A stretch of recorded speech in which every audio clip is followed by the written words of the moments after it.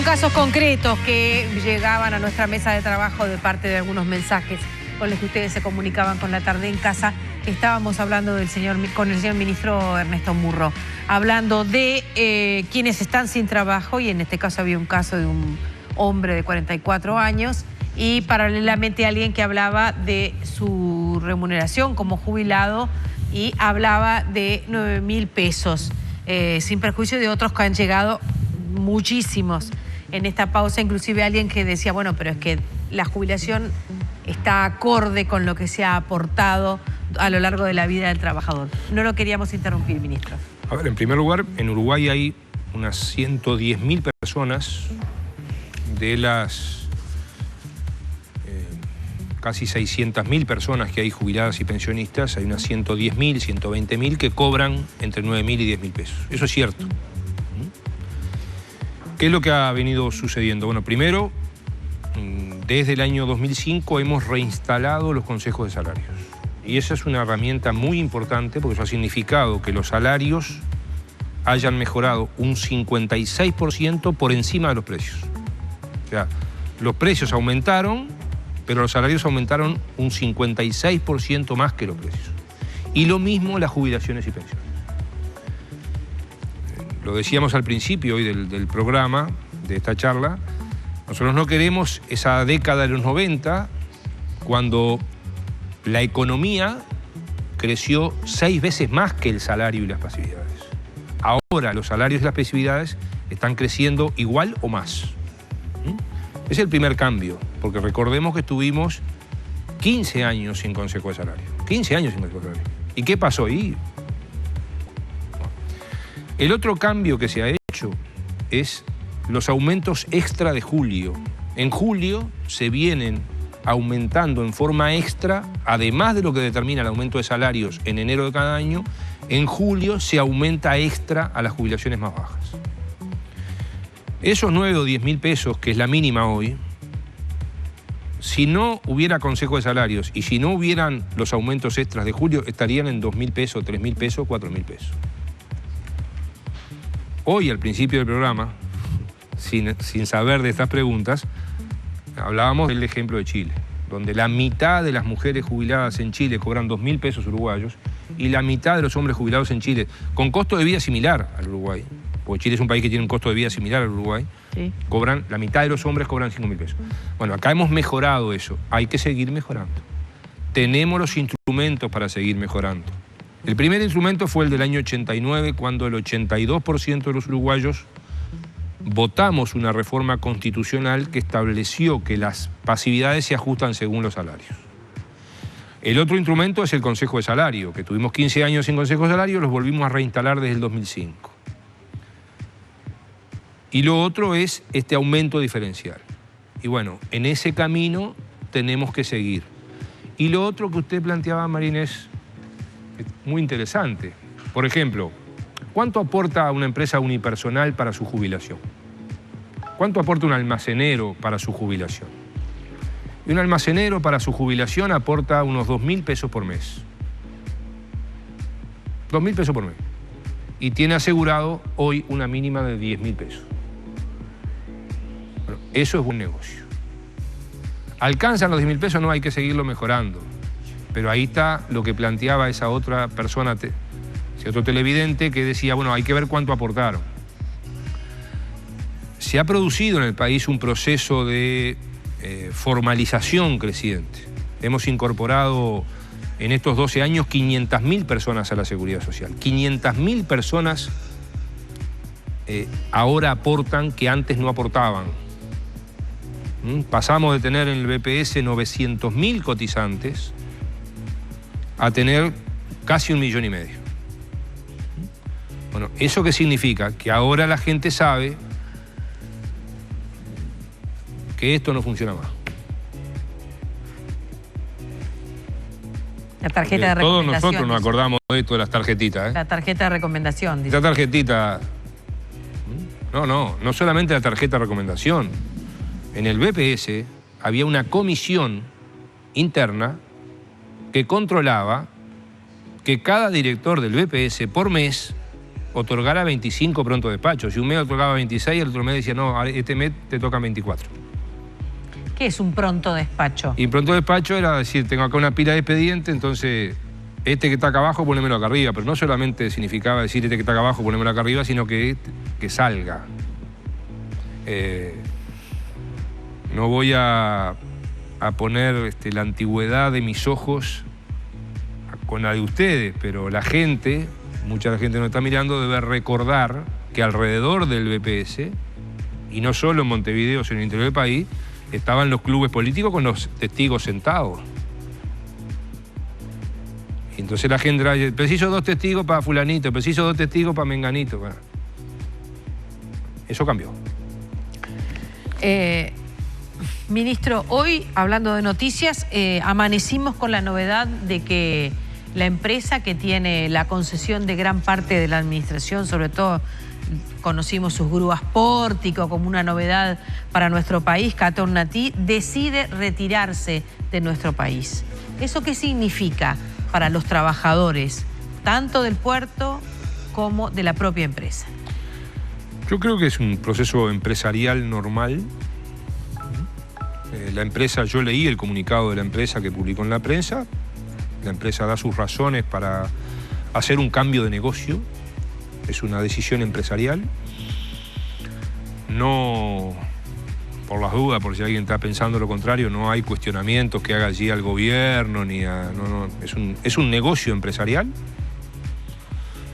Del mismo modo que es un negocio empresarial, otra buena noticia que es la inversión japonesa en el frigorífico de Durán. Que ahí me gustaría explicar un poco más, María Inés y Gerardo, porque... Está bien, pero antes de llegar al frigorífico y algo que hasta los legos entendemos que es una buena noticia, le pregunto, ¿esto no es una pérdida para nosotros? No, que se retire esta gente que lleva 10 años trabajando. Ellos se están vendiendo como... A veces se vende otra empresa, o se vende un banco, o se vende... Es parte del negocio empresarial. ¿Y si no encuentran comprador? Seguramente van a encontrar. El puerto de Montevideo es un puerto muy interesante para el mundo. Seguramente van a encontrar.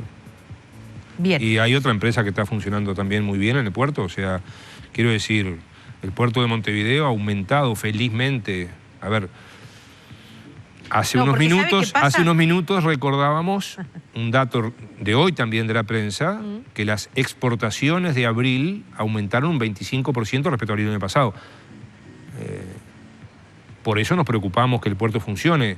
Por eso nos preocupamos, María Inés, cuando hace un mes y poco una organización empresarial bloqueó el puerto de Montevideo y bloqueó las exportaciones del país y perjudicó a miles de empresas, los camioneros, trabajadores, los transportistas, los empresarios. Los empresarios, sí, claro, los dueños de los camiones. Y bloquearon el puerto de Montevideo. Y por eso fuimos derecho al grano a desbloquear eso en beneficio del país, del funcionamiento del puerto, de las exportaciones y del trabajo de los uruguayos. Y si me permite, ahora voy a lo Durazno. No, déjeme cerrar ahí, bueno. para no entreverar. ¿Sabe qué pasa? Yo me permito, quizás sea un tema de profesión, desconfiar de las comunicados públicos que puede llegar a ser una empresa. Porque si, como usted muy bien me dice, el puerto de Montevideo es tan buen negocio, esta gente lleva 10 años de trabajo en nuestro país, si nosotros conocimos las grúas Pórtico, gracias a su incidencia y a la necesidad que significaban, me permito, y quizás no quede más que con eso, sospechar de que no me parece... a ver, siempre hay declaraciones que son más urbanas y a veces puede haber razones escondidas. Me preocupa eso. Le planteo esa preocupación y le pregunto si usted también la tiene.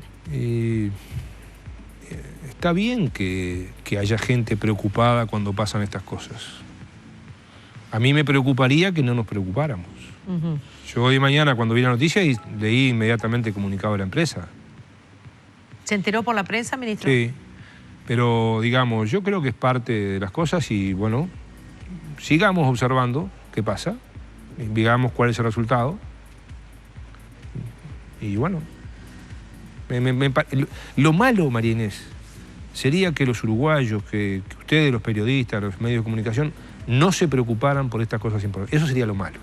4 minutos para ir al frigorífico. No, porque lo que pasa es que usted también pinta la realidad, no es que nos mienta, usted dice la verdad, pero en la valoración que usted hace, es como que se invisibiliza otra gente que la está pasando mal. Por ejemplo, usted dice, bien, de 600 y tantos miles de jubilados, hay 100.000 y pico, o sea, un 20% aproximadamente ganan menos de 10.000. Sí, exactamente. Está bien, pero si yo le digo, dígame, ¿cuántos ganan menos de lo que necesitan para vivir? Ya nos vamos arriba del 20.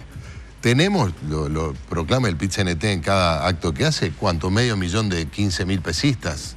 Gente, no, es bastante menos. 400.000, está. Pero entonces empezamos a sumar toda la gente que aún estando notoriamente mejor, porque eso es evidente, gente que aún la pasa bastante mal, y bueno, uno mira también el medio vaso vacío y la gente dice, bueno, ¿y cuándo podremos zafar, no? Yo creo que hay que ir viendo, valorando lo logrado, hay que seguir avanzando. Cuando no había consejos de salarios, como sucedió en la dictadura, como sucedió durante 15 años de democracia en este país, los trabajadores perdieron. En la década de los 90, lo reitero, la economía creció 6 veces más que el salario. Nosotros no queremos eso. ¿Qué está sucediendo ahora? Y a veces vienen expresiones. Por ejemplo, cuando modificamos los lineamientos de los consejos de salarios, se dijo que este país se iba al bombo. Yo espero que alguno de los que dijo que este país iba al bombo haga algo de autocrítica, algo. Porque bajó la inflación, seguimos en niveles de empleo similares, hay que seguir mejorando el empleo, seguimos en un crecimiento de la economía. O sea, Uruguay lleva 13 años de crecimiento de la economía. Y el salario y las pasividades han crecido un 56% por encima de los precios. 13 años seguidos. Esto nunca había sucedido. Entonces, bueno, en todos los gobiernos anteriores que tuvimos en democracia, y bueno, que de cada 5 años de gobierno, y había, en el mejor de los casos, 2 o 3 que subía y 2 o 3 que bajaba. El salario y la pasividad. Bueno, esa realidad cambió, llevamos 13 años seguidos. Y ese es el desarrollo que queremos. Hay que seguir, sin duda que hay que seguir mejorando. Pobre de aquel que piensa que está todo bien. Pobre de aquel que piensa que está todo bien. O sea, creo que hay que seguir en ese proceso. Y creo que tenemos señales. O sea, yo reitero que la mitad, casi la mitad de los hogares uruguayos, el 46% tenga auto, es un dato. Que el turismo haya aumentado, el turismo interno de los uruguayos ha aumentado como ha aumentado en el Uruguay y fuera del Uruguay. Todos conocemos a alguien que hace turismo en el exterior, todos. Y eso antes no era normal en el Uruguay, no era habitual. Que haya mejorado la cantidad y la calidad de los electrodomésticos que tenemos en nuestras casas. Yo creo que esos son indicadores. Y hay que seguir mejorando, y hay que seguir mejorando. Y tenemos estas otras señales, o sea, déjenme meterlo del frigorífico. Sí. ¿Qué significa que Japón compre el frigorífico de Durazno? Primero, es de los frigoríficos de más alta tecnología, no solo de Uruguay, sino del mundo, este frigorífico. Tuve el honor de visitarlo en ocasión del Consejo de Ministros que hicimos en Durazno. Y Japón es el país del mundo que más exige en calidad de la carne. Y paga de los mejores precios, además, ¿no?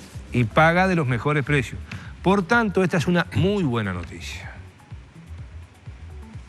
Porque ni más ni menos que el país que más exige y más paga en precio de la carne, compra uno de los frigoríficos más importantes del Uruguay. Este es un buen dato. Anoche lo conversábamos con la embajadora de Japón. Para eso también sirvió la charla. El quincho de Varela.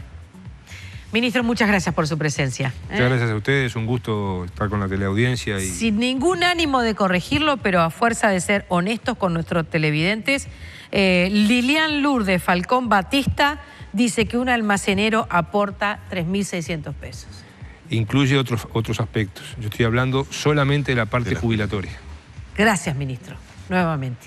Cerramos la pausa, perdón, cerramos este Cerramos espacio, hacemos sí, una sí. pausa y volvemos con otros contenidos esta tarde y en casa.